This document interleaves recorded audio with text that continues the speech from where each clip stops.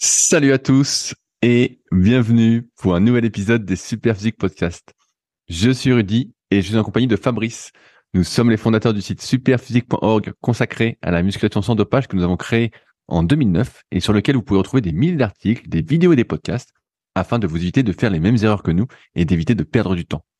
De manière plus personnelle, nous avons chacun nos propres sites. Pour Fabrice, c'est musculation-alter.fr sur lequel vous pouvez retrouver des articles sur l'entraînement à domicile ainsi que son livre du même nom. Pour moi-même, c'est sur rudicoya.com sur lequel je propose du coaching à distance depuis 2006, de véritables suivis, mais également des formations en fonction de votre morpho-anatomie, des livres comme le guide de la prise de masse au naturel et le guide de la sèche au naturel que je vous envoie personnellement chaque semaine de manière dédicacée, ou encore la formation superphysique sur méthodesp.rudicoya.com pour les plus passionnés d'entre vous. Enfin, vous pouvez retrouver sur le site Superphysique notre marque de compléments alimentaires destinée à améliorer votre santé et dont une bonne partie est bio, et notre application SP Training disponible sur tous les stores afin de vous permettre de savoir quoi faire à chaque séance.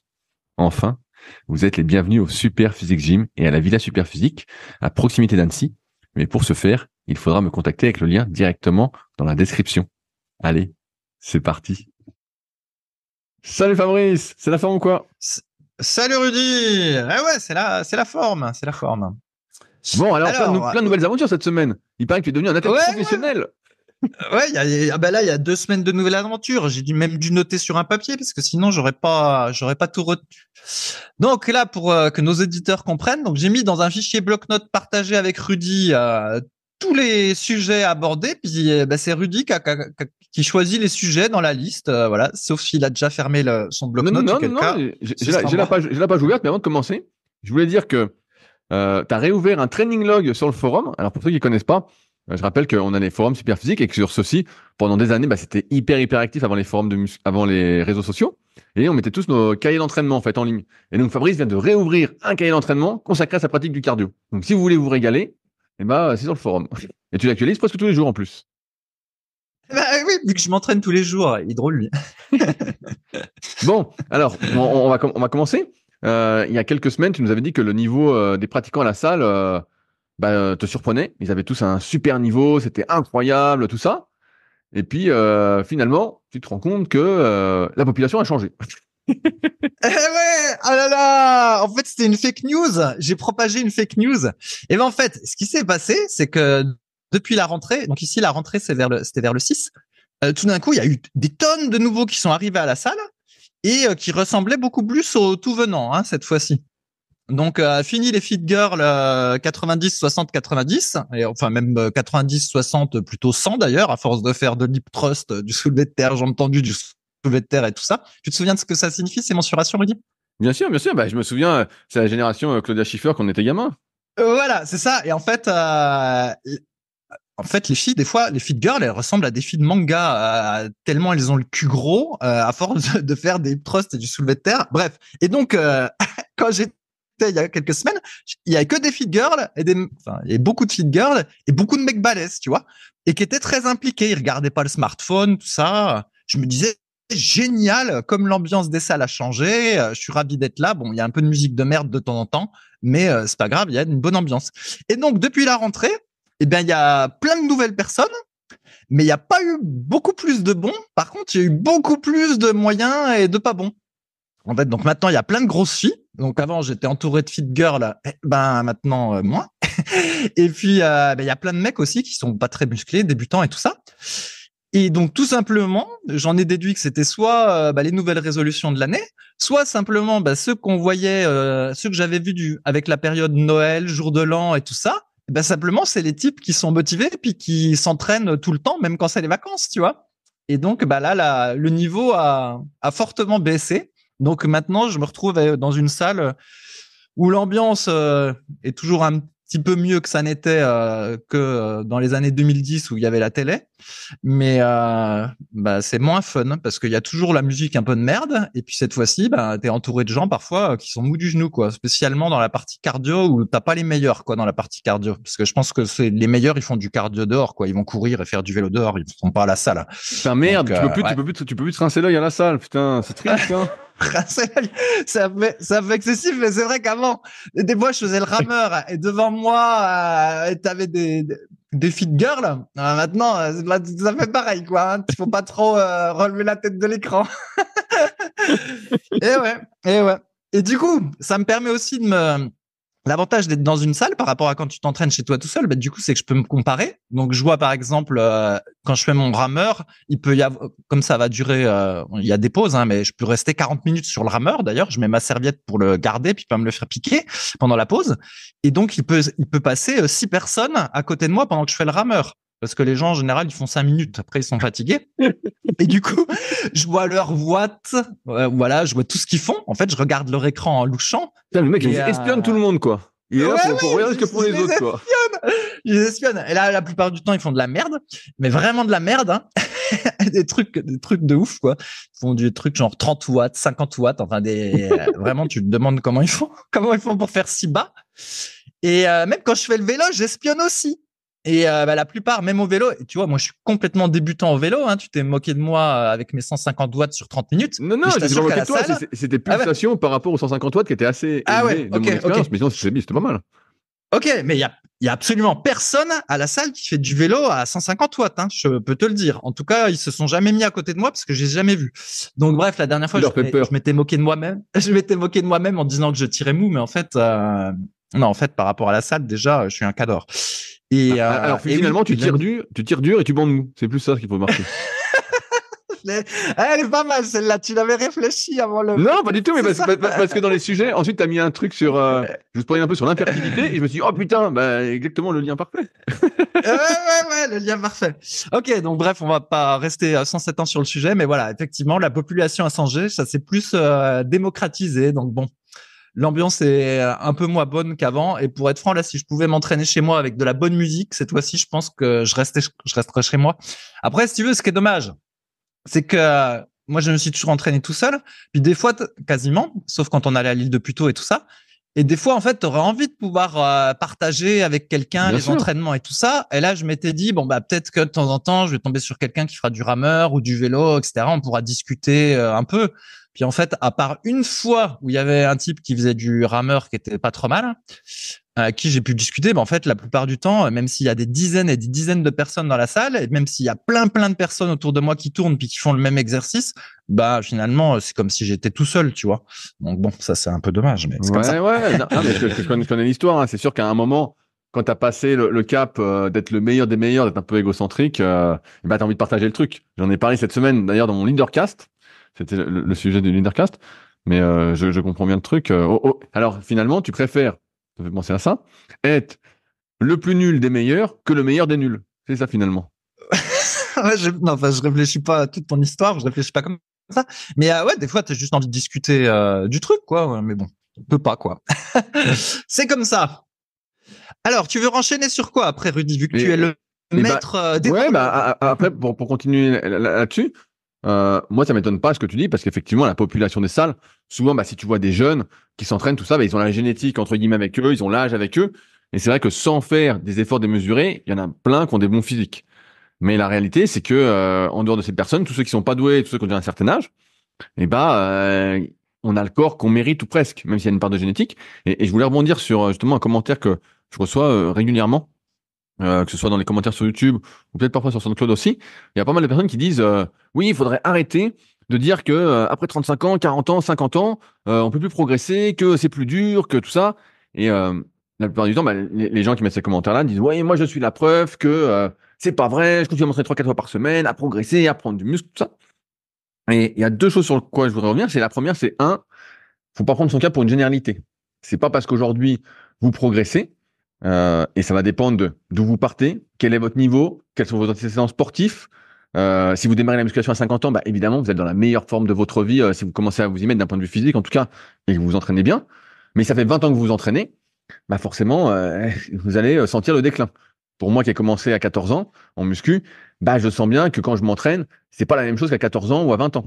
Du moins dans mes souvenirs, qui sont peut-être tronqués un peu parce qu'on réorganise régulièrement nos souvenirs.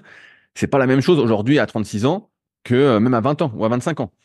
On sait, entre guillemets, je fais une généralité, que le meilleur âge, entre guillemets, et on en a parlé avant antenne, c'est entre 20 et 30 ans. En général, on dit 25 ans, mais entre 20 et 30 ans, on est à son pic. Et je crois que moi, ma meilleure forme, ça devait être 2016. au moment où j'avais fait mon DVD d'entraînement, qui est toujours sur mon site, où j'avais filmé tout mon entraînement, j'avais tout expliqué, tout ça. Bref, c'est là que j'avais ma meilleure forme. Et ensuite, progressivement, je sens chaque année ou presque, pas de manière continue, mais des fois des petits changements, que c'est moins bien, que quand je fais un écart alimentaire, je digère moins bien, que ça m'impacte plus. Quand je m'entraîne, si je m'échauffe mal, je sens plus les douleurs. Si je fais pas mes étirements régulièrement, je sens que c'est moins bien aussi. Donc plus ça avance, plus je suis obligé de faire d'efforts. Et je peux pas dire qu'aujourd'hui je progresse parce que j'ai tourné plus sur le kayak ou d'autres activités cardio. Mais c'est un fait pour la majorité, si on généralise, que plus on vieillit, plus c'est dur de progresser et moins on a de potentiel à développer. On cherche pas, je ne cherche pas en tout cas à décourager les gens qui s'y mettent. Et je trouve que c'est toujours mieux de faire que de ne pas faire. Mieux vaut 1 que 0. Mais force est de constater que si vous aviez commencé à 20 ans, vous sentiriez une vraie différence. Le truc, c'est que beaucoup de personnes commencent tardivement. Et il y a aussi le fait que, contrairement à beaucoup, que ce soit Fabrice ou moi, on a l'habitude de s'entraîner plusieurs fois, presque tous les jours. Parfois, moi, je m'entraîne 2 fois dans la journée.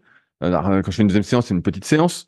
Je fais des étirements, je fais de la mobilité, je fais plein de petits trucs, je fais des massages. J'ai repris l'automassage un petit peu dernièrement. Donc, je fais plein de trucs. Donc, j'ai un rythme d'entraînement qui est très élevé. Évidemment, si je m'entraînais 3 fois par semaine, j'en tirerais peut-être pas trop de différence.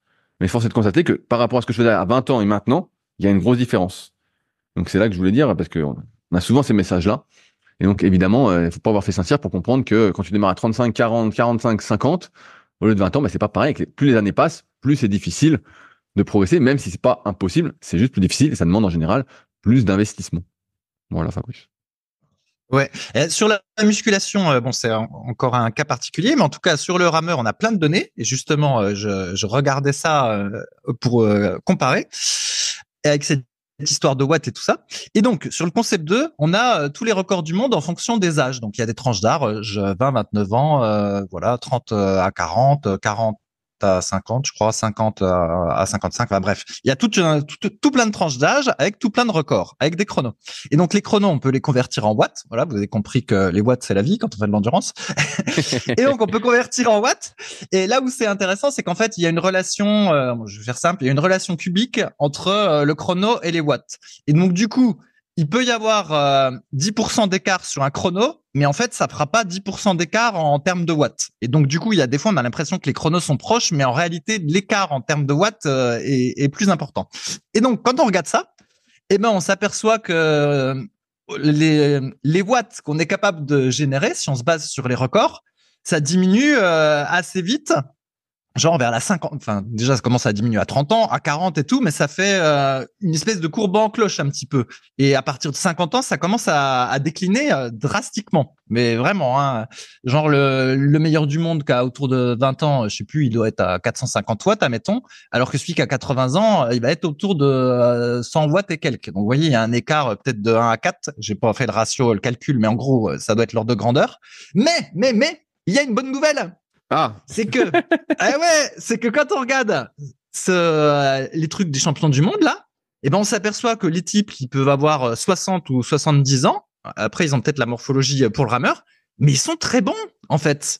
Et donc, j'ai vu que le type qui avait, je crois, 80 ans ou quelque chose comme ça, il faisait le même nombre de watts aux 2000 mètres que moi. Tu vois? Alors après, on n'a pas tout à fait la même morphologie. Peut-être qu'il est un peu plus adapté au rameur, mais bon, en tout cas, il fait comme moi alors qu'il a 80 ans. Et du coup, ça a un côté un peu positif parce qu'on peut se dire, certes, on décline pas mal avec l'âge, mais néanmoins, entre quelqu'un qui est très entraîné, quelqu'un qui est entraîné, et puis quelqu'un qui s'entraîne pas du tout, il y a quand même une sacrée différence. Et donc, du coup, voilà, même avec l'âge, si on s'entraîne, on peut devenir vraiment bon par rapport à un sédentaire du même âge et même de plus jeune, en fait. Et c'est assez spectaculaire, je trouve. bien sûr, bien sûr. L'entraînement, j'ai écouté un podcast. Allez, je fais une petite pub à mon pote Julien qui a le podcast Secret d'entraîneur.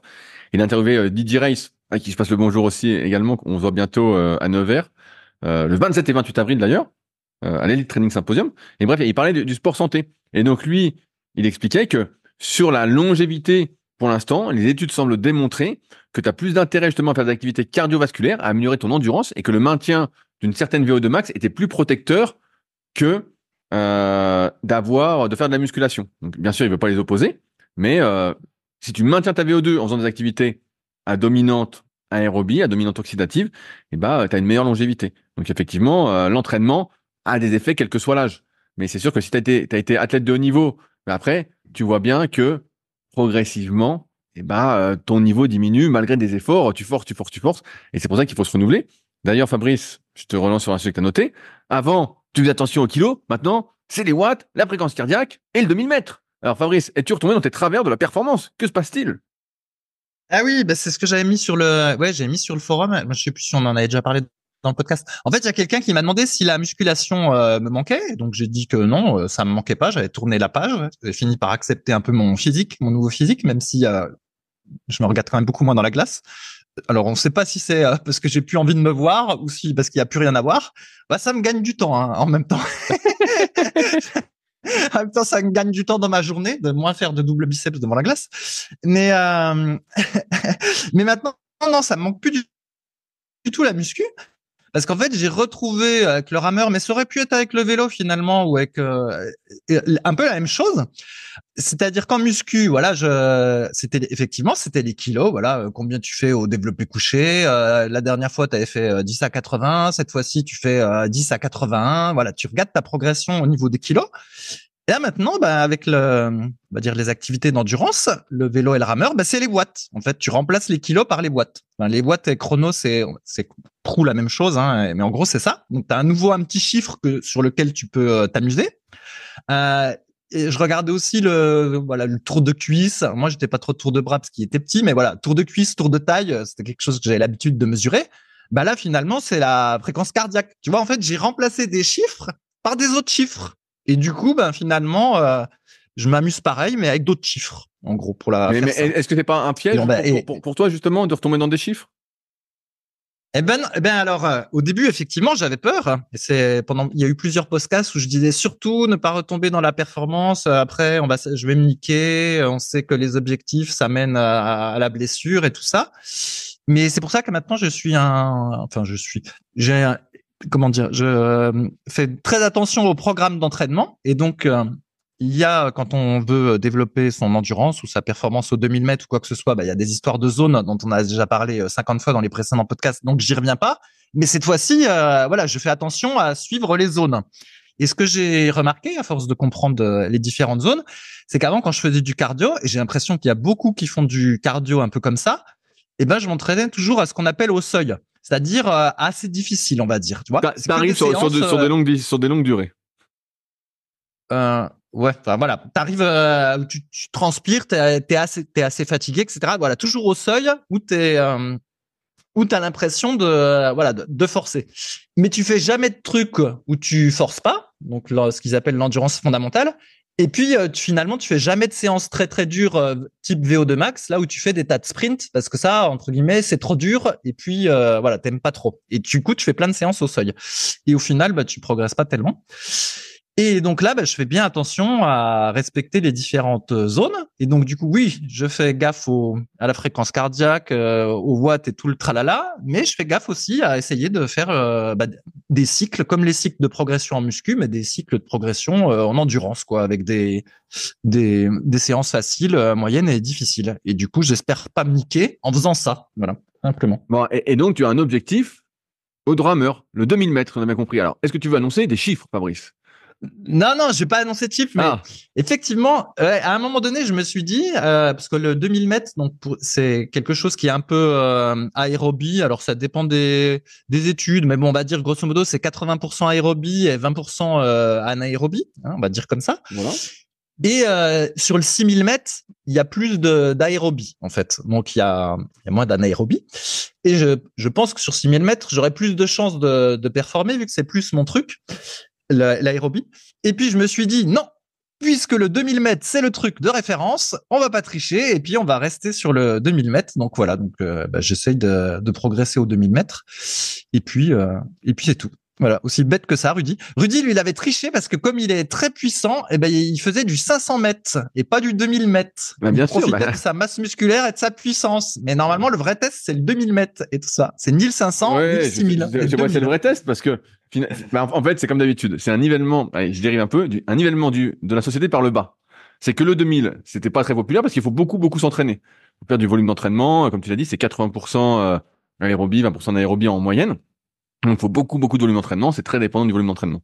Bref. Et donc, ils se sont aperçus que l'entraînement en aviron, pour ceux qui ont vu les documents de Fabrice qu'il avait partagés sur le forum, où vous tapez un peu entraînement, aviron, tout ça, vous voyez que c'est dur, quoi. C'est redondant. Ceux qui ont déjà fait du rameur le savent. Pour l'anecdote, quand j'avais fait les premiers Super Physique Games en 2014 ou 2015, je voulais qu'on fasse du 1000 mètres pour forcer les gens à faire du cardio. Et en fait, personne n'a voulu faire du 1000 mètres. Ils ont tous dit, on fait du 500 mètres.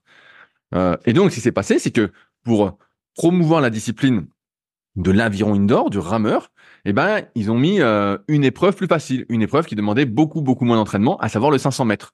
Le 500 mètres où, en fait, la plupart de ceux qui performent à très haut niveau sont pas des spécialistes d'aviron. C'est pas des gens qui font de l'aviron, c'est pas des gens qui font beaucoup d'entraînement, c'est des gens dont la performance dépend sur des efforts de à peu près 1 minute 20 et les meilleurs 1 minute 10. C'est des efforts qui sont presque plus anaérobie que aérobie, où la force est plus dominante et plus intéressante que le développement de l'endurance de manière globale. Et c'est pour ça que j'avais fait du 500 mètres, parce qu'effectivement, quand je faisais de la muscu à fond, j'avais regrossi en plus, c'est vrai, pour faire le rameur, j'étais remonté à 102, 103 kilos, et je pouvais tirer comme un malade. En fait, je pouvais tirer comme un malade, et c'est sûr que j'étais avantagé d'un point de vue morpho-anatomique, des longs bras, des longues jambes, et en plus j'étais lourd et j'étais fort. Et donc, mais tous les gars qui étaient forts au 500, c'était ça. Mais voilà, ils ont nivelé le truc vers le bas en mettant du 500. Et là, justement, ils sont en train, je crois qu'on en avait parlé il y a quelques podcasts, de voir pour les futurs Jeux Olympiques, pas ceux de Paris, mais les prochains, pour réduire les distances pour que ce soit plus accessible. Parce que, en fait, il y a de moins en moins de personnes qui sont prêtes à suivre un entraînement aussi intense, aussi long, aussi fastidieux. Et donc, ils essayent de rendre ça plus accessible au plus grand nombre. Mais oui, c'est sûr que la vraie distance, pour nous qui sommes des puristes, c'est le 2000 mètres. Mais après, tu fais avec tes forces et tes faiblesses. Et moi, mon but, c'était pas d'être champion de rameur, c'était d'essayer d'être battre le record de France à l'époque, et j'ai joué pour 1/10. En tout cas, à l'époque. Ouais, Voilà.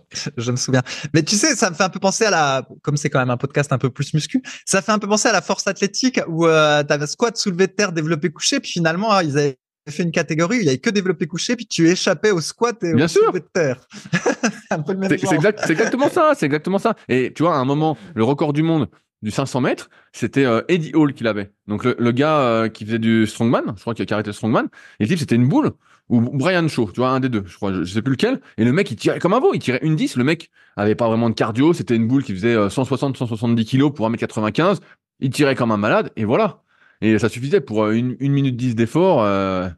Il n'y avait pas besoin de s'entraîner comme des fous. Et d'ailleurs, moi, mes entraînements à l'époque, pour ceux qui avaient suivi, on avait fait les Super Physique Games pendant 4, 5, 6 ans, je sais plus exactement, ça se concentrait surtout sur des séances, on va dire, de sprint sur le rameur. Donc, des séances de force, j'ai beaucoup de force sur vélo, donc à basse cadence, en poussant comme un fou. Et après, je faisais une séance un peu plus longue. Mais ma séance un peu plus longue, en fait, c'était 5 fois 500 mètres, quoi. Voilà, il y avait jamais d'aérobie à proprement parler. Il y avait toujours des efforts assez courts, et ça me permettait d'avoir performé, en tout cas, à l'époque.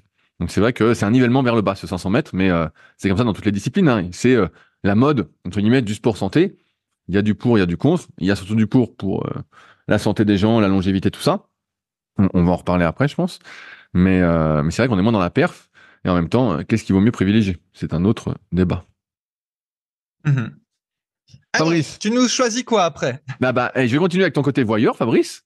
Il semblerait que dans les vestiaires de ta salle, au lieu de... Avant, tu pouvais te rincer l'œil dans la salle de muscu, tu te rinces l'œil sur le cul gras des gars. Ah non, mais arrête de... C'est ce que t'as marqué. Quoi, ouais, non, j'ai pas dit ça. Alors, tu veux que je lise la phrase ou pas? Mais non, je veux dire, en fait, les gens ils vont rigoler. C'est toi qui as marqué ça, c'est pas une moi. épreuve. Mais c'est parce que c'est une épreuve d'aller dans les vestiaires des hommes en fait, parce que les types en fait ils se douchent. Je sais pas. Moi quand j'allais me doucher dans les vestiaires, t'amènes ton slip à côté de toi avec la douche et ta serviette. En fait, tu te douches, tu remets ton slip dans la douche, puis après tu revas dans les vestiaires en slip quoi. Enfin c'est comme ça qu'on fait normalement. Et là-bas, là-bas en fait ils font pas ça. Donc ils vont sous la douche à poil. Ils se douchent et après ils reviennent à poil. Ensuite ils se sèchent pendant déplombent la quéquette au milieu du vestiaire. C'est Et en fait, toi, tu rentres. toi, tu rentres dans la salle pour aller pisser ou je sais pas quoi. Et là, ça, tu sais, ça t'agresse les yeux. Tu vois plein de cul. Et en fait, moi, parce que moi je suis pas expert du cul de mec, hein, vous vous rendez bien compte. Et, et en fait, mon souvenir, c'était Jean-Claude Van Damme dans, je sais pas, c'est dans Full Contact. Ou dans peut-être dans Bloodsport aussi. Enfin bon, il y a plusieurs films où Van Damme en fait, il remet son slip, il est tout nu, il est filmé de dos, puis pendant qu'il s'habille quoi, puis il met son slip et il est filmé de dos. Et en fait, moi mon souvenir, c'était qu'un cul de mec, c'était ça. Et donc à la salle, si jamais je tombe sur un cul de mec, je m'attendais à voir ça. Et en fait non, ils ont tous le cul tout gras. Et en fait donc ils ont tous ils ont le cul blanc, gras et avec des poils. Je te dis pas, moralité, tu regardes tes chaussures quoi. Et donc pour pour rebondir, faut quand même faire le lien un petit peu avec la muscu, pour pas raconter trop de merde quand même. Même des fois des types qui sont balèzes, en fait, ils ont le cul gras.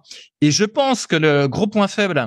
Certes, dans la salle, il y a des types qui sont musclés, hein, plus qu'avant. Là, il y a aucun doute, il y a quand même plus de types musclés qu'avant, qu'il y a 5-10 ans.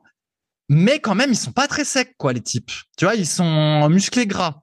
Et je pense que c'est parce qu'au niveau de la diète, ils n'arrivent pas à faire le boulot. Tu vois, au niveau muscu, ça, voilà, des gens qui s'entraînent à peu près bien, ça commence. Il y en a, c'est ce que j'avais dit. Mais par contre, au niveau de la diète, je pense qu'il y en a qui continuent à manger plein de merde.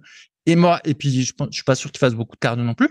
Et du coup, ouais, ils sont un petit peu gras. Et quand t'es en débardeur à la salle, ça se voit pas trop, parce que tu sais, les bras, c'est toujours un petit peu sec.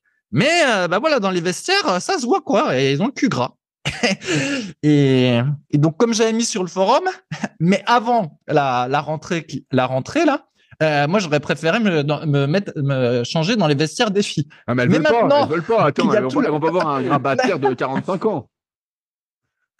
Mais maintenant qu'il y a tous les nouveaux arrivants et nouvelles arrivantes, vaut mieux passer le moins de temps possible, quel que soit le vestiaire, à mon humble opinion.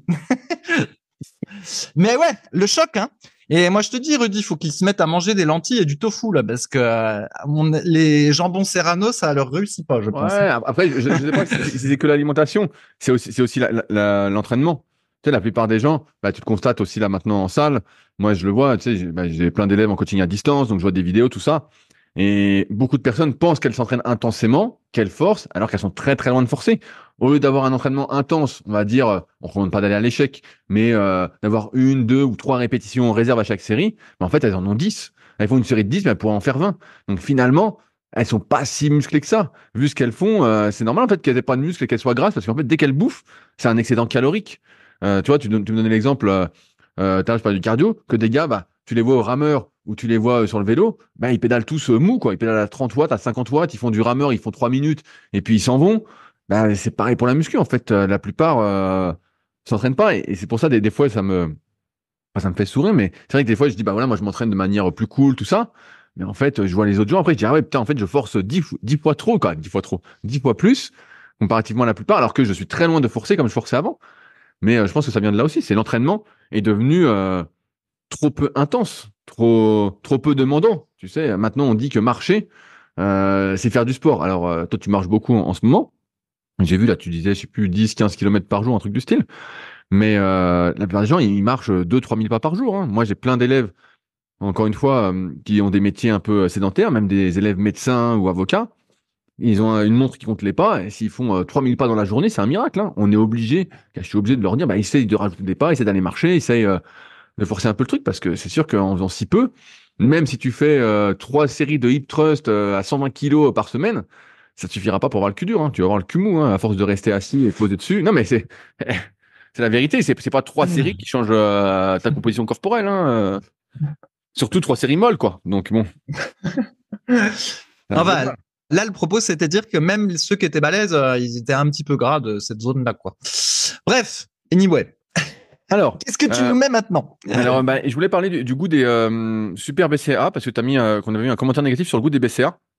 Et je voulais revenir un peu, encore une fois, sur notre philosophie avec la boutique superphysique-nutrition.fr, où on cherche à aider à prendre soin de soi. Je sais pas si on veut dire améliorer la santé, mais donc on va pas mettre des édulcorants, on va pas rajouter du sucre, on va pas mettre des exhausteurs de goût, on va pas mettre des choses comme la lécithine pour améliorer la mixabilité. Et donc forcément, on propose ce que nous, on prend aussi, c'est-à-dire des compléments, des ingrédients bruts. Donc quand vous achetez des BCA, c'est des BCA, il y a rien d'autre dedans. Alors dans les autres, on a rajouté de la tyrosine pour la concentration et un peu de guarana. Donc ça aide quand même pas mal. Mais c'est vrai qu'on va pas mettre de goût. Pareil sur la protéine végétale, des fois je vois des commentaires, les mecs disent ouais mais c'est dur. En fait, aujourd'hui, on est complètement intoxiqué à tous les exhausteurs de goût, au glutamate, aux édulcorants. Des fois, vous achetez des produits, vous pouvez regarder les compositions. Il y a 3 édulcorants différents. Il y a de l'aspartame, du sucralose et de l'acésulfame K. Vous dites, attendez, 3 édulcorants dans le même truc, c'est bizarre quand même, c'est pas net. Donc c'est vrai que nous, notre philosophie, c'est plutôt, d'une part, de ne pas nous empoisonner et de pas vous empoisonner. Donc en ce sens, oui, le goût, c'est pas le goût que vous pouvez retrouver avec des trucs hyper édulcorés, hyper sucrés, où on vous vend de la daube en fait. On vous vend de la daube. Nous, on a fait le choix des ingrédients purs parce que c'est notre philosophie, les moins transformés, les moins remplis de saloperies. Et donc c'est ce qu'on propose. Mais c'est vrai que certains peuvent se dire, ouais, c'est pas le goût, ça va pas. Je vous rassure. Moi aussi au début c'était dur. Mais progressivement, vous en prenez 3, 4, 5 jours, à un moment, ça passe tout seul. C'est sûr que vous n'êtes pas impatient d'aller prendre vos BCA, de prendre votre prot. Non, mais voilà, vous n'êtes pas impatient, mais vous savez pourquoi vous le faites. Pour votre santé, pour être en meilleure forme, pour avoir une meilleure longévité, pour mieux progresser. Donc c'est normal. Après, vous pouvez rajouter des choses pour le goût, si vous avez envie. Fabrice, il a souvent parlé de mettre du jus de citron. Ben voilà. Mais nous, on mettra jamais d'édulcorant, on mettra jamais de sucre, on mettra jamais de saloperie. Parce que c'est pas notre philosophie, c'est pas ce qu'on cherche à promouvoir. Et même si peut-être ça nous ferait gagner plein de clients, peut-être que voilà, si ça avait meilleur goût, tout ça, on aurait plus de monde qui commande tout ça. Aujourd'hui, on n'est pas riche avec la boutique Super Physique, mais voilà, grâce à votre fidélité, c'est vivant. Voilà, c'est toujours là. Depuis maintenant, je sais pas combien de temps les compléments ça fait, mais peut-être 7, 8 ans. Et Super Physique, c'est 2009, hein. Voilà. Et on n'est pas là à courir après le toujours plus en vous prenant pour des cons. Voilà. On veut pas rentrer dans ce débat du goût qui, pour nous, n'a pas de sens parce que on est intoxiqué par tout ce qu'on consomme qui est industriel. Demain, vous achetez de la ratatouille, en bocaux, par exemple, vous allez voir, il y a du sucre dedans. On vous met du sucre dans de la ratatouille. Ça n'a aucun sens. Ça n'a aucun sens. Donc nous, on va pas faire ça. Et donc, voilà. Ceux qui veulent faire les choses bien, et je vais le dire cash, voilà. Nous, on fait les choses bien. Vous savez où ça se trouve. Ceux qui veulent continuer à s'empoisonner, c'est pas la marque Superphysique qu'il faut prendre, c'est sûr. Mais en tout cas, nous, notre morale et notre conscience, on peut pas vous empoisonner. On peut pas avec la marque Superphysique, les compléments Superphysique, vous proposer des choses qui vous empoisonnent. C'est pas notre philosophie. Donc, après, à vous de faire un choix en connaissance de cause, en fonction de ce que vous voulez, en fonction de si vous avez envie de prendre soin de votre santé avant qu'il ne soit trop tard. Fabrice. Ouais, ouais, après, on peut se donner aussi un petit peu de mal aussi. Moi, c'est sûr que la protéine végétale de Superphysique, je la prends pas avec de l'eau. Je trouve ça vraiment pas très bon. Donc, comme j'ai déjà dit, tu prends du lait d'avoine ou de la boisson végétale avoine ou de la boisson végétale soja, etc. Voilà comme je fais, en fait. Comme la salle, j'y vais à pied, c'est un petit peu loin. Enfin, un petit peu loin, pas si loin que ça, mais bon, il y a un peu de temps quand même à marcher. Avant de partir, donc je prends mon blender, je mets du lait de soja dedans ou du lait d'avoine. Je mets, selon les jours, soit une banane, soit un autre fruit. Ensuite, je mets de la protéine de pois. Il se trouve que on avait plein de sachets de protéines de pois percés. Il me les a envoyés, Loïc, et du coup, j'ai 10 kilos de protéines de pois écoulées. Donc, c'est ça que je prends en ce moment. Hop, je mets dans le blender. J'ai un petit moulineur qui va me mouliner la banane. Et puis, à la fin, je me retrouve avec une espèce de crème banane protéinée au lait. J'emmène ça à la salle. Je fais ma petite séance. Ensuite, je m'assieds sur un siège. Je secoue un petit peu ma boisson parce que du coup, elle s'est légèrement solidifiée comme il y avait de la banane dedans. Hop, et puis je bois ça. Puis c'est super bon en fait. Puis au moins, je sais ce qu'il y a dedans. Mais j'ai l'impression que ceux qui sont pas contents de nos produits, eux, ils prennent un shaker, ils mettent la poudre dedans. Ils emmènent ça au travail ou je sais pas où. Ensuite, ils vont dans les toilettes, ils mettent de l'eau dedans et puis après, ils boivent ça. Forcément, c'est pas très bon comme ça. Mais rien ne vous empêche de préparer en amont. C'est pas parce que ça passe quelques heures dehors que ça va être la catastrophe. Mais c'est vrai qu'effectivement, j'ai déjà discuté avec des gens qui disent acheter du lait de soja ou du lait d'avoine ou du lait pour ceux qui sont pas véganes, c'est trop compliqué. Moi, je veux juste mettre de l'eau dedans. Enfin, tout est trop compliqué. Alors c'est vrai que c'est trop compliqué, c'est trop compliqué. Prends tes édulcorants et puis voilà quoi. Si tu veux que je te Et puis dise. très tranquille quoi. si, si des trucs aussi simples que ça c'est compliqué, tu sais, ça me fait penser ou quand il y en a je leur dis manger des lentilles ou manger des haricots rouges, faut les faire tremper une nuit, c'est trop compliqué. Bon attends, c'est pas exagéré quoi.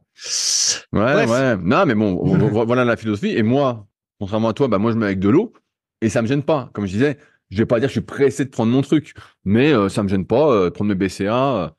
Franchement, je vous mets BCA avec des super glucides et avec du collagène. Et après, je prends la prot végétale. Je fais un mélange avec de l'eau. Et ça va, hein. Franchement, c'est pas. Alors, des fois, quand je fais goûter, il y a des gens qui veulent goûter. Ils disent, ouh là là, c'est compliqué. Moi, ça passe tout seul, avec l'habitude, en fait. Et je sais que c'est bon, en tout cas, pour moi. Je suis pas en train de m'empoisonner. Ouais, les BCA, je les prenais. Les BCA, c'est avec de l'eau que je les prenais. Je rajoutais quelques petites gouttes de citron au début. Et après, je mettais même plus le citron. Ça allait. Mais là, en ce moment, j'en prends. Voilà. Alors, Fabrice, tu as vu un documentaire. Comme tu es toujours en retard et que tu découvres les choses en retard, tu as vu un documentaire qui date de 2021. qui s'appelle Dans la tête des champions. Ouais, Dans la tête des champions. Alors vas-y, raconte-nous le documentaire dont j'ai déjà parlé, mais vas-y, on t'écoute. Ah ouais, mais il était complètement nul ce documentaire. En gros, oui, pour Noël, je m'étais temporairairement abonné à Amazon Prime. Abusé, le gars, il encourage Amazon. Oh là le là. truc, le Seigneur des Anneaux, là. Bref. Et du coup, dans l'abonnement, il y avait ce documentaire Dans la tête des champions. En gros, c'était l'aspect mental dans la préparation des champions. Donc, le documentaire était nul, mais nul, d'un niveau de nullité incroyable, avec que des banalités et tout ça. En plus, il est sorti en 2021, mais on voyait qu'il était bien daté.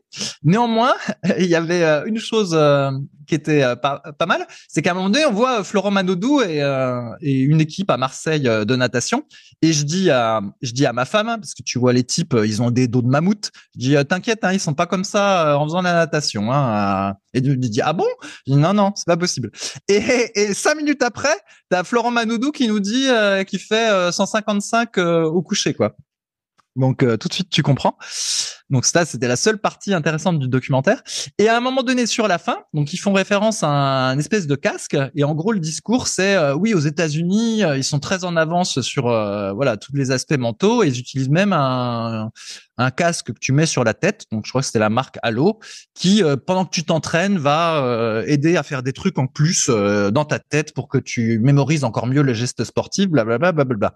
Et donc je me dis tiens, c'est bizarre, j'ai pas entendu parler de ce casque. Et du coup, je cherche sur Internet. Et en fait, le casque en question, qui était censé être la révolution et tout, il était présent que sur eBay parce que la boîte qu'il vendait avait fait faillite au moment du Covid. Donc, probablement, tu vois, en 2020. Et là, je me suis dit, c'était vraiment de la merde, ce documentaire. Mais comme tu l'avais déjà vu, peut-être que tu connaissais cette histoire de casque et tu connaissais... Alors, Fabrice, j'espère que tu es bien assis. J'ai ce casque Halo. Non! Je l'ai! Et tu vas me dire que t'en avais parlé 50 fois dans un secret du kayak ou un secret du sport. Non! J'ai même fait une vidéo dessus qui s'appelle Neurotraining en musculation.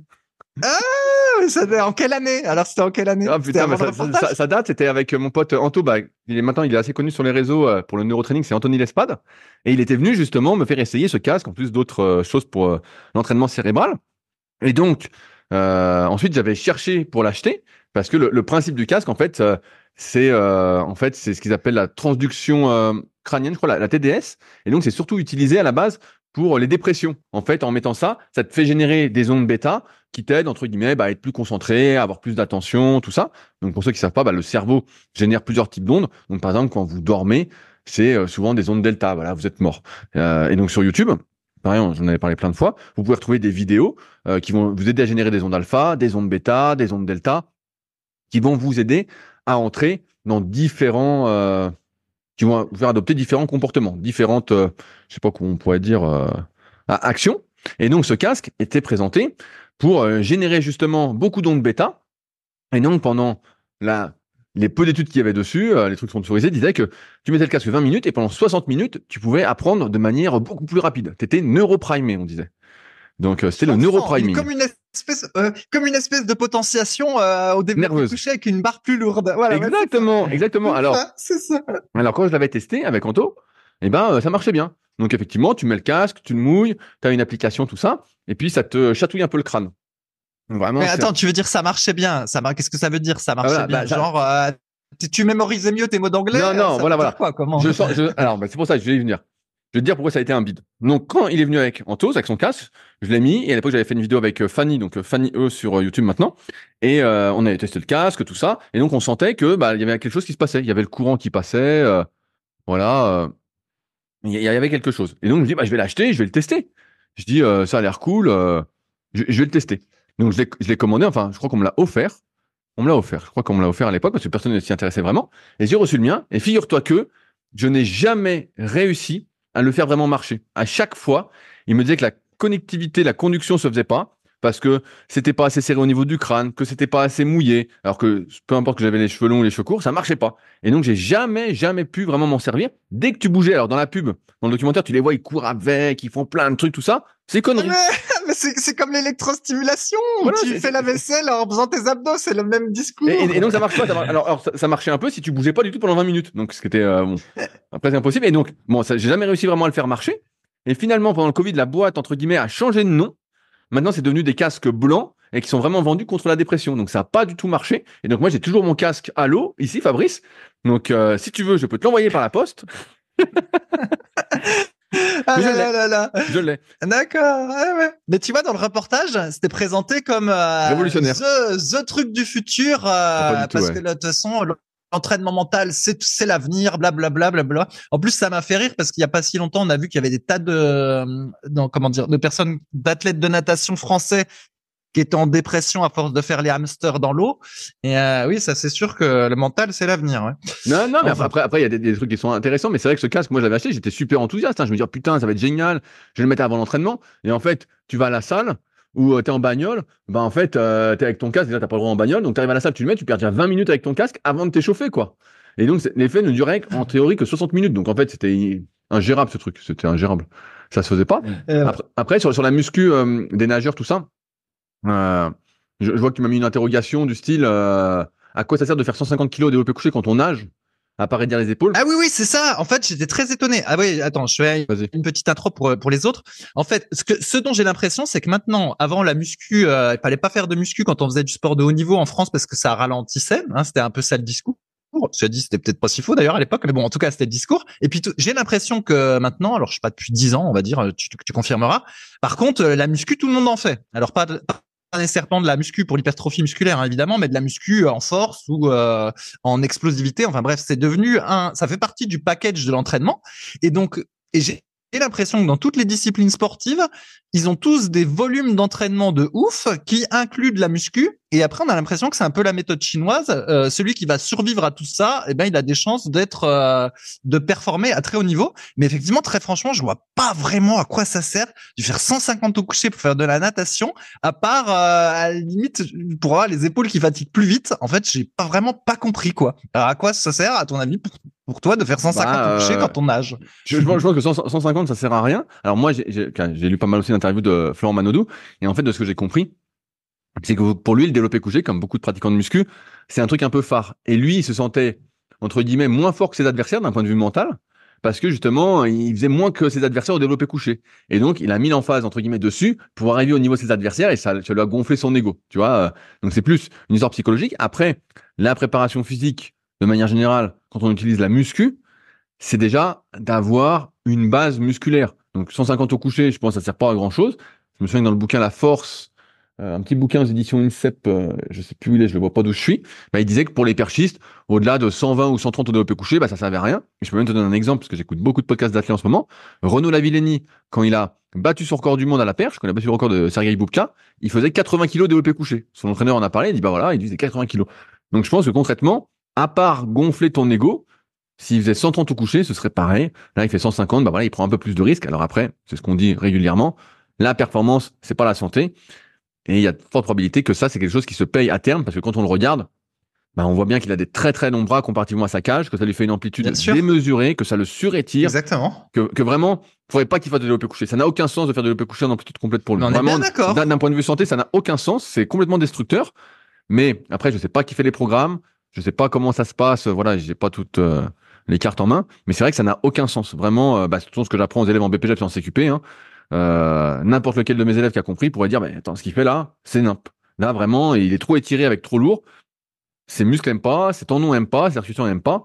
Bien sûr, avec des charges légères, ça passe. Mais là, c'est un truc qui va se payer. Ça, c'est sûr que c'est pas bon. Ouais. Après, on le voit pas faire. Hein. On n'a pas son amplitude. Peut-être qu'il fait pas l'amplitude complète. Mais...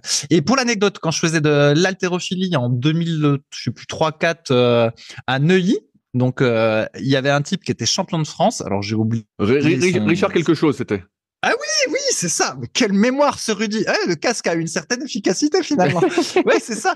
Et alors, le type, il faisait 155 à l'arraché. Enfin, c'était son record. Et à l'épaulé jeté, je me souviens plus, peut-être 185 kilos, alors qu'il devait faire autour de 80 kilos. Alors, le type, c'était un athlète magnifique. Il était superbe. Et alors lui, il avait pas le cul gras, à mon avis, ça c'est sûr. Et il faisait du développé couché des fois. Et en fait, il faisait du développé couché à 80 ou 90 kilos, en fait, en petite série. Il disait, je fais un peu ça pour m'amuser. Voilà, parce que j'ai envie d'avoir une petite base physique, mais je veux surtout pas, comment dire, niquer mon entraînement d'haltérophilie. Et je veux pas non plus avoir les épaules qui partent trop en avant et du coup devoir forcer pour avoir ma position d'arraché. Et donc, en fait, il travaille avec ça. Et donc, tu vois, c'est très étonnant de voir qu'aujourd'hui, tu as des athlètes qui n'ont pas besoin de faire un sport de force, qui sont aussi forts. C'est pour ça m'avait étonné. Je me suis dit, tiens, je vais demander à Rudy, peut-être qu'il a une explication magique. Non, mais c'est vrai qu'à un moment, moi, je l'ai vu en kayak pour m'y intéresser pendant longtemps, hein, avec mon podcast Les Secrets du kayak, avant que ça devienne Les Secrets du sport. En fait, à chaque fois, je trouvais que la muscu n'avait aucun sens. Au bout d'un moment, et j'en ai parlé pas mal de la tête, ils atteignaient leur niveau de force. Je dis une connerie, les filles étaient souvent fortes entre 90, 95 ou 100 kilos de développé couché. Et chaque année, elles faisaient des cycles de force pour essayer de revenir à ça. Mais je leur disais, si tu maintiens une à 90 au couché ou même une à 85, ça suffit largement, t'as pas besoin de refaire de la force chaque année. Mais c'était ancré dans de vieux programmes. Alors, encore une fois, Manodou, je sais pas ce qu'il fait, comment il est suivi, tout ça. Mais en tout cas, en kayak, c'était des vieux programmes, et ça n'avait aucun sens.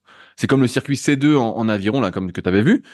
Ça, c'est des trucs, c'est là, c'est la méthode chinoise. C'est tout le monde on la même chose, on va au casse-pipe.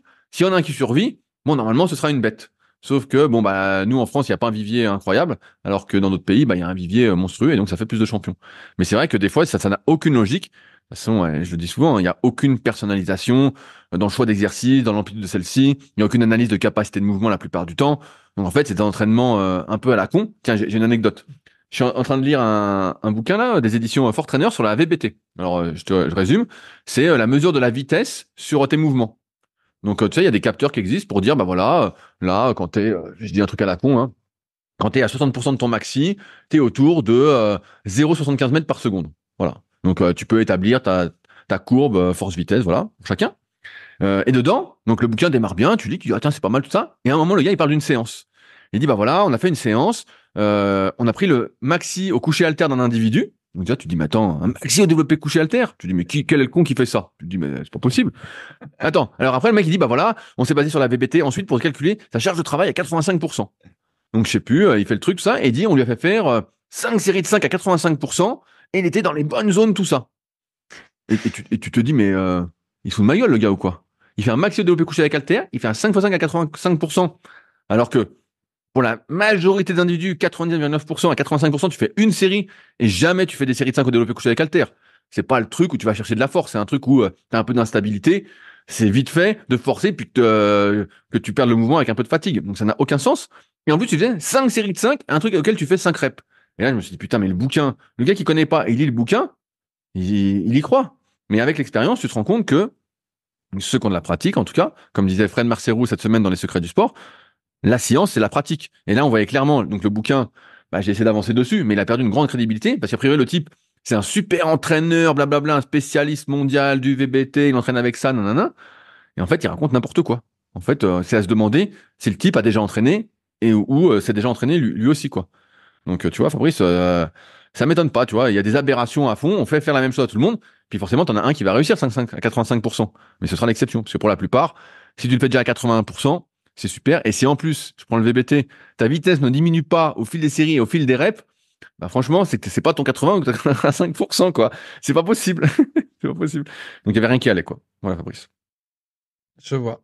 Déjà, même faire un maxi au développé couché avec haltère, ça doit pas être si évident parce mais que personne fait ça.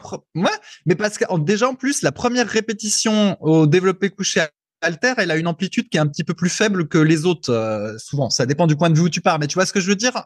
Elle a pas la même amplitude que les autres, la première rep au Bien couché sûr, haltère. bien sûr. Et puis en Donc, plus, il faut que quelqu'un te passe les haltères, faut que tu aies quelqu'un de chaque côté. Exactement. Enfin bon, personne fait ça. Franchement, et donc là, tu te dis, voilà, tu dis, ça se trouve, Manodou, là, les gars qui lui font ça, bon, après, il y a la psychologie, tout ça, hein. Mais tu dis, bon, et dans plein de sports, en fait, c'est ça, c'est des gens qui ont jamais entraîné, qui sont jamais entraînés, qui font des préconisations, voilà, au pif, et donc après, t'as plein de gens qui testent et qui disent, ça marche pas. Et d'ailleurs, j'ai eu un élève ce matin en BPGEPS, un petit jeune qui fait du 5-5, puis en fait, il fait 5, 4, 3, 3, 2. Il me dit, ouais, je suis bloqué. Et je dis, ouais, j'ai dit, ça va pas ce que tu me fais. Si tu veux faire 5 x 5, t'es beaucoup trop lourd, quoi. Et bon, bah, normalement, ça va aller. Mais c'est sûr que s'il lit des trucs comme ça, bouquin, normalement, référence sur le VBT, nanana, le seul qui est en français, ah bah ouais, là, tu tombes des nues. Tu te dis, c'est quoi cette dope, quoi? Tu te dis, c'est impossible, quoi. Enfin bon, bref. Donc, c'est pour ça que la préparation physique, souvent, c'est à l'arrache, quoi. Voilà. Mhm. Alors, Fabrice, Ok. il Ouais. paraît que si c'était à refaire, tu ferais pas de muscu. Qu'est-ce que c'est que cette histoire? Ah oui, ouais, bah après, je sais pas si je me lance là-dedans, mais effectivement, maintenant, ça fait 2 ans que que j'ai pas fait de musculation barre et haltère, vu que ça fait 1 an que je me suis blessé, puis l'année d'avant, j'avais pas fait, je faisais que on va dire de la muscu, si on peut appeler ça muscu au poids de corps. Et c'est vrai que rétrospectivement, si c'était à refaire, je me dis, est-ce que la muscu était la bonne voie?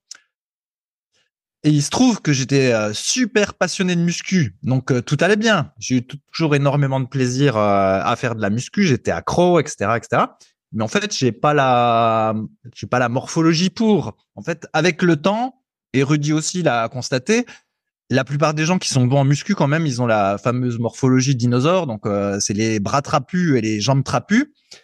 Et c'est vrai que quand tu as une morphologie longiligne, donc moi je suis longiligne pour le haut du corps et plutôt dinosaure pour le bas, on va dire. Donc je serais C'est ce qu'on appelle un gorille. mi-sauterelle pour Un le haut. gorille. Un gorille, Fabrice. Ouais, d'accord. Voilà, gorille, j'avais oublié. Et en fait, effectivement, j'ai une facilité à prendre des cuisses, mais le haut du corps, ça a toujours été galère. À force de faire plein de développés couchés, ou du développé couché haltère ou des trucs comme ça, j'avais régulièrement des tendinites à une épaule. Enfin, tu vois, parce que mon amplitude était pas bonne, comme j'ai des bras très grands, enfin des avant-bras très grands. Bref.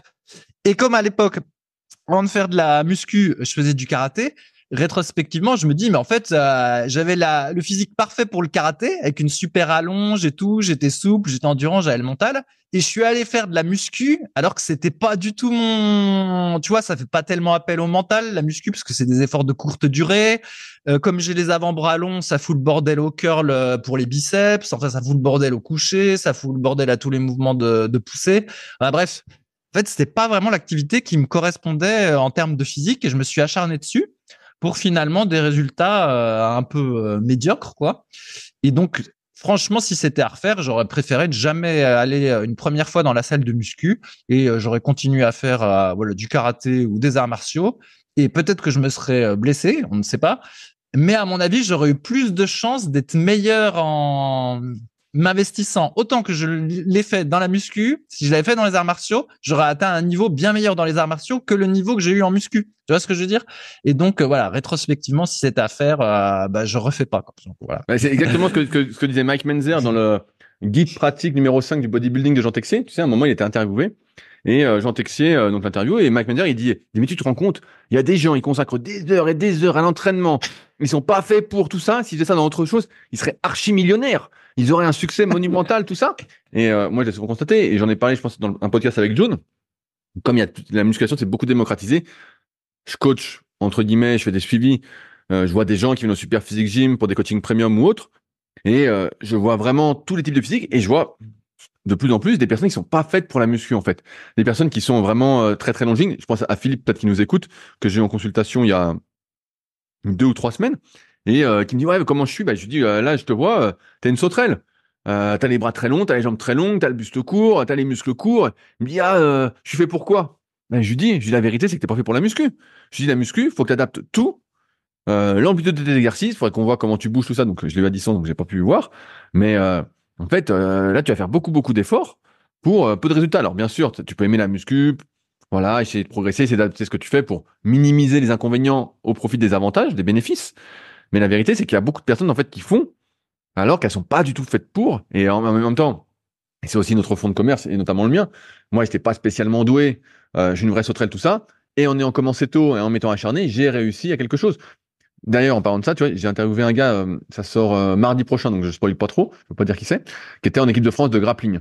Donc, tu vois, de la lutte, entre guillemets, qui a pas fait du MMA, mais voilà, qui était un des meilleurs Français pendant des années. Et le gars, à mon âge, et il me dit, bah, depuis maintenant quelques années, j'ai mal partout. Il dit, le matin, je me lève, j'ai mal partout, tout ça.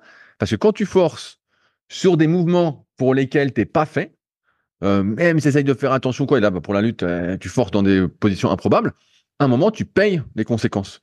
Et donc, toi, bah, tu vois, tu as les épaules, là, tu as le coude qui sursaute un peu, Et c'est pour ça que plus le temps passe, plus on se dit, peut-être pas qu'on ferait pas de muscu, ou peut-être pas que t'en ferais pas. Moi, j'adore ça, mais avec les connaissances qu'on a actuellement, on adapterait l'entraînement, on s'entraînerait vraiment différemment de ce qu'on a fait. Avec le recul, on se dirait, bon, alors après, c'est facile de dire en reculons, parce que c'est notre fonds de commerce, c'est comme ça que Super Six s'est fait connaître, vis-à-vis de ma progression, vis-à-vis de mes performances, vis-à-vis des gens que j'ai entraînés, tout ça, et que je continue d'entraîner. Mais c'est vrai que des fois, t'es pas fait pour quelque chose, et la vérité, c'est que pour performer dans un domaine, et ben souvent, tu as plein de personnes qui vont performer parce que c'est leur génétique de performer dans ce domaine-là. Ils ont les longueurs osseuses, les longueurs musculaires, ils ont le système nerveux pour, ils ont l'hérédité, ils ont plein de choses qui favorisent. Et à l'inverse, tu as des gens qui vont s'acharner, et si elles font la même chose que tout le monde, et ben ça marche pas. D'où encore une fois, les analyses morpho-anatomiques, les analyses articulaires, les capacités de mouvement, tout ça, pour voir ce que tu peux faire, pas faire, ce que tu dois adapter pour minimiser, comme je disais, les inconvénients au profit des bénéfices. Si tu veux faire de la muscu. Voilà. Ouais. Et en fait, ce qui m'avait marqué, c'est que à force de regarder l'UFC là, puis le MMA, les arts martiaux mixtes sur l'UFC, en fait, il y en a plein qui sont bons, mais c'est des sauterelles. T'as Adesanya, là, je sais jamais prononcé. Voilà, Adesanya. Voilà, John Jones, Adesanya, mais il y en a plein où il y en a un nouveau qui a des, je retiens pas les noms. Bref, il y en a un qui est, bref, je vais pas dire les noms. Mais en fait, il y en a plein, c'est des sauterelles.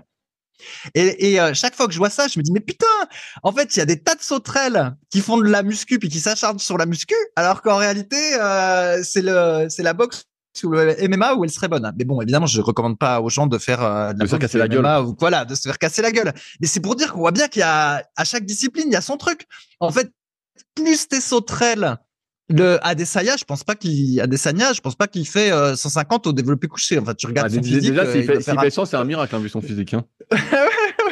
Mais ou Ned Diaz et tout ça, tous ces gars-là, on voit bien qu'ils font très peu de muscu, voire pas du tout, et ils ont bien raison parce que ça leur sert à rien. Mais en attendant, voilà, ils sont à très haut niveau dans leur discipline, et à chaque fois les commentateurs disent bien, oh là là, il a une allonge de fou. Comment va faire son adversaire pour gérer cette allonge? On voit bien que c'est présenté comme un super avantage d'être une sauterelle.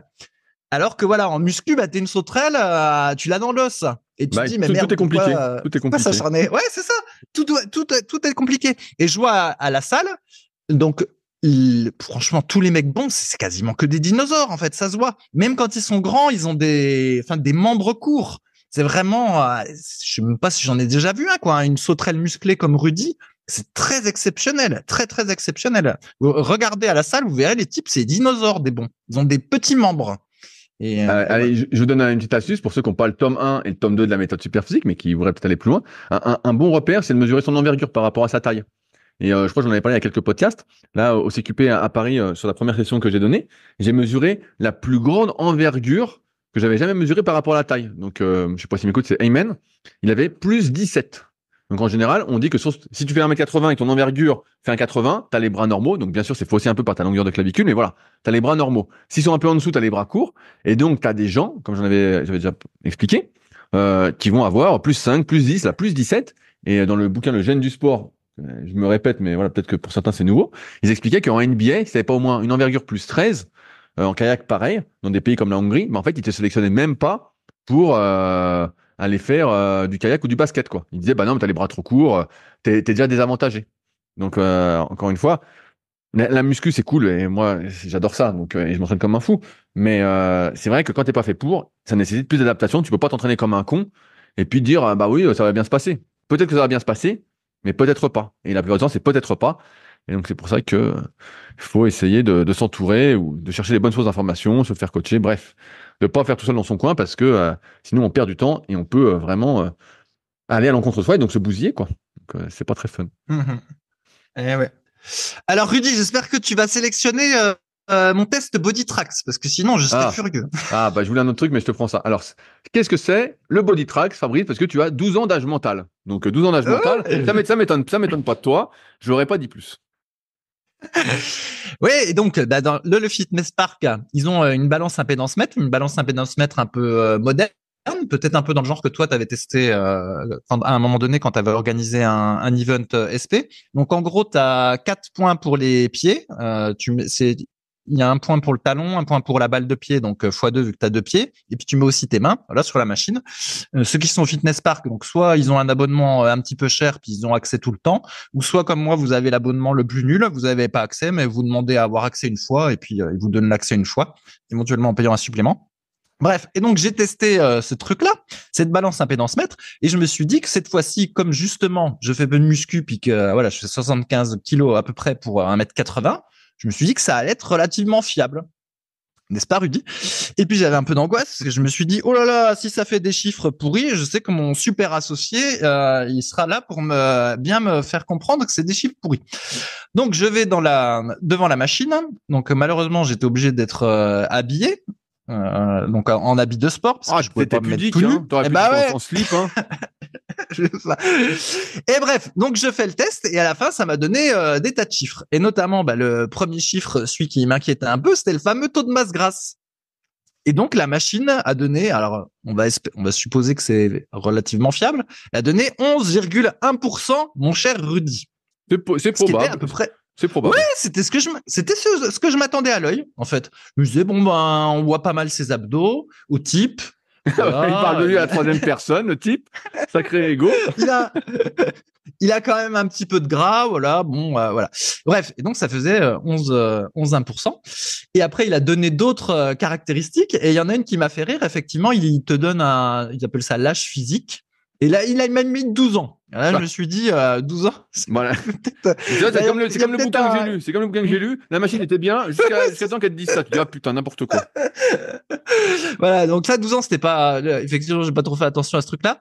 Il donne une histoire de graisse viscérale. Alors, je sais pas trop comment il fait pour mesurer ça, mais il m'a mis, donc ça, c'était pas un pourcentage. Il m'a mis 1 sur 50. Et donc là, j'étais super vert. Et donc, j'étais fort content. Et là, je me suis dit, peut-être qu'on sent les lentilles, vu que le type a pas de graisse viscérale, d'après la machine. Et alors après, il y avait un autre truc, et puis je vais m'arrêter là. Je sais plus, c'était un espèce de score de performance ou quelque chose comme ça. Et la machine m'a mis une super note et m'a mis, attention, je crois que le terme c'est very muscular. Oh non. Dit, ah ouais. Tu l'as payé, tu l'as payé la machine, non? C'est pas gratuit. Et non, mais en fait, effectivement, j'ai réfléchi à ce truc-là. Je me suis dit, effectivement, si tu fais de la muscu, 75 kilos pour 1m80, c'est complètement ridicule.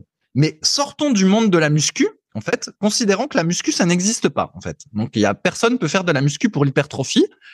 Les seuls physiques que tu peux avoir, c'est le physique que tu vas avoir en faisant de la natation, du triathlon, voilà, du rameur, de l'aviron, etc., etc.